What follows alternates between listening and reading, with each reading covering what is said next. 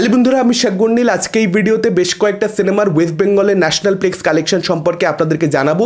একটা হচ্ছে অযোগ্য, কৌশিক গাঙ্গুলি পরিচালিত, প্রসেনজিৎ, ঋতুপর্ণা এবং শিলাজিৎ অভিনীত ছবি।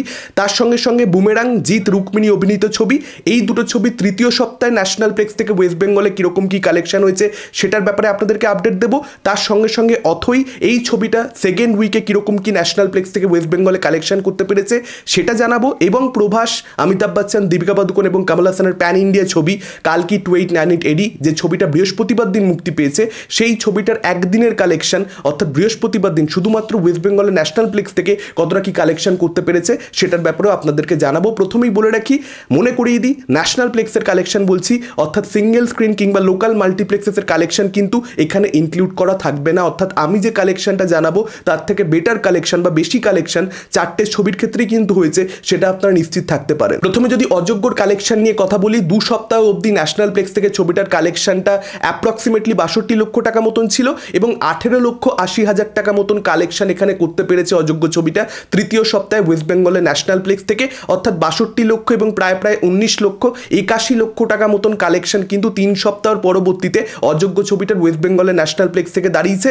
এবং এটা বলা যেতে পারে যে 2024 সালে যে সমস্ত বাংলা ছবি এখন অবধি মুক্তি পেয়েছে তার মধ্যে অযোগ্য ছবিটা কিন্তু ন্যাশনাল প্লেক্সের কালেকশন নিরিখে সবচেয়ে বেশি সাকসেসফুল, সব থেকে বেশি এগিয়ে রয়েছে। এটা আমাদের গল্প, যেটা সব থেকে বেশি কালেকশন করা ছবি ছিল ন্যাশনাল প্লেক্সে লাস্ট উইক অবধি, সেটাকেও কিন্তু অযোগ্য এখানে বিট করে দিল। এবং আমরা দেখতে পেতে পারি লাইফ টাইমে অর্থাৎ আপকামিং উইকসে যে কালেকশনটা ন্যাশনাল প্লেক্স থেকে ছবিটার আসবে, তাতে করে অযোগ্য কিন্তু 1 কোটি প্লাস শুধুমাত্র ন্যাশনাল প্লেক্সে চলে যাওয়ার সম্ভাবনা এখানে যথেষ্ট পরিমাণে দেখা যাচ্ছে। SBF এর অথই ছবিটা দ্বিতীয় সপ্তাহে ন্যাশনাল প্লেক্স থেকে ওয়েস্ট বেঙ্গলে কালেকশন হয়েছে 6,66,000 টাকা প্লাস। ফার্স্ট উইকে ওয়েস্ট বেঙ্গলের ন্যাশনাল প্লেক্স থেকে অথই ছবিটার কালেকশন ছিল 15,60,000 টাকা প্লাস। তো 2 সপ্তাহ মিলিয়ে ন্যাশনাল প্লেক্সে ওয়েস্ট বেঙ্গলে এই ছবিটার কালেকশনটা সম্মিলিতভাবে বলা যেতে পারে 22 লক্ষ টাকা প্লাস, 23 লক্ষ টাকার কম। জিৎ, রুক্মিণীর বুমেরাং ছবিটাকে নিয়ে যদি কথা বলি, এই ছবিটার 2 সপ্তাহ শেষে ন্যাশনাল প্লেক্স থেকে কালেকশনটা অ্যাপ্রক্সিমেটলি 22 লক্ষ টাকা ছিল এবং 4 লক্ষ টাকা, 3,98,000 টাকা প্লাস। যদি একদম স্পেসিফিক্যালি বলি, 4 লক্ষ টাকার কাছাকাছি কালেকশন কিন্তু এখানে থার্ড উইকে ন্যাশনাল প্লেক্স থেকে ওয়েস্ট বেঙ্গলের বুমেরাং ছবিটা রয়েছে।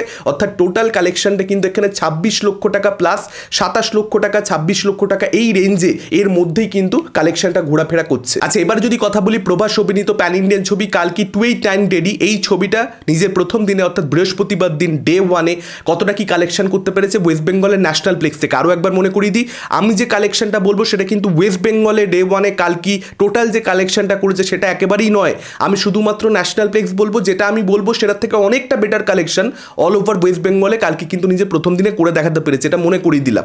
কালকির তেলেগু ভার্সানটা শুধুমাত্র কলকাতার থেকে 2,86,000 টাকা প্লাস কালেকশন করতে পেরেছে। কালকির তামিল ভার্সানটা 5,000 টাকার কাছাকাছি কালেকশন করতে পেরেছে ন্যাশনাল প্লেক্সে। এবং হিন্দি ভার্সানটা শুধুমাত্র ন্যাশনাল প্লেক্সের কথা বলছি, 47,63,000 টাকা প্লাস কালেকশন করতে পেরেছে নিজের প্রথম দিনে অর্থাৎ বৃহস্পতিবার দিন। অন্যদিকে শিলিগুড়িতে কালকির হিন্দি ডাব ভার্সানটা কালেকশন করতে পেরেছে 5,63,000 টাকা প্লাস। অর্থাৎ টোটাল যে কালেকশনটা ওয়েস্ট বেঙ্গলের ন্যাশনাল প্লেক্স থেকে ডে 1-এ কালকির হয়েছে সেটা 56 লক্ষ টাকা প্লাস, 57 লক্ষ টাকার কাছাকাছি। টোটাল কালেকশন ওয়েস্ট বেঙ্গলে তাহলে কতটা কি হতে পারে আপনারা জাস্ট অনুমান করে দেখুন।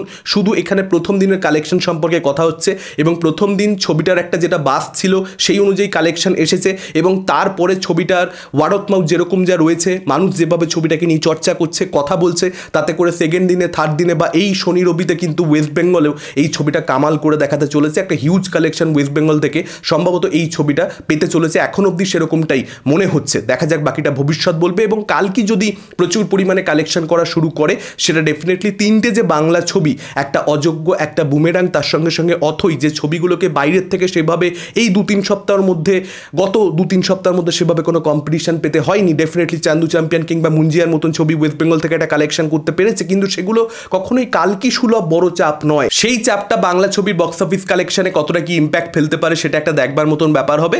যদিও বুমেরাং কিংবা অথই এই ছবিগুলোর রান মোটামুটি শেষ, এটা আমরা বলতে পারি। ন্যাশনাল প্লেক্সের এই সপ্তাহের কালেকশন দেখে সেটা আমরা পরিষ্কার বুঝতে পারছি। আজকে যে কালেকশনগুলো জানালাম সেগুলো যে বিশাল বড় কালেকশন ন্যাশনাল প্লেক্সে তা নয়।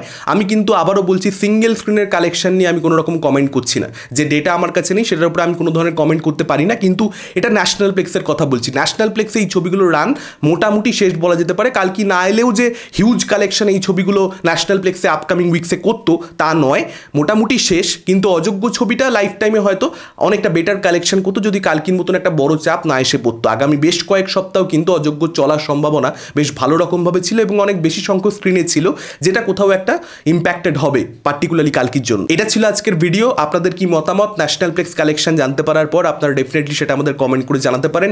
এই ভিডিওটা ভালো লাগলে লাইক করতে পারেন, শেয়ার করতে পারেন, আমাদের চ্যানেল নতুন হলে চ্যানেলটাকে অবশ্যই সাবস্ক্রাইব করতে পারেন। আজকের মতন টাটা, চোখ রাখুন পরবর্তী ভিডিওতে।